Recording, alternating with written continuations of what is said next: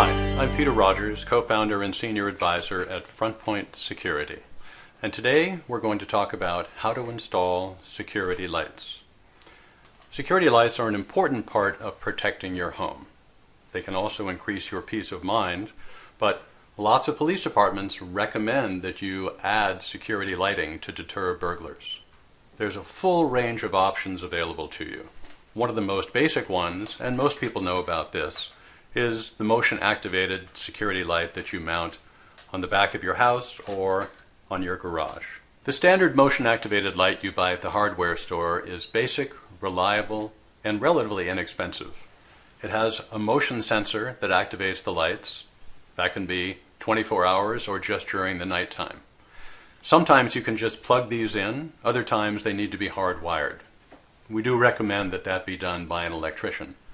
And if you're having an outdoor outlet installed, make sure that it's weather resistant. This is actually the same type of light that we installed in the back of our garage to light up the alley behind our house in Washington, D.C. And it's been very effective. Another type of motion light control is provided by this type of plug-in module. You plug this into an outlet, plug your lamp into this, and then you can set up a schedule and remotely control that light.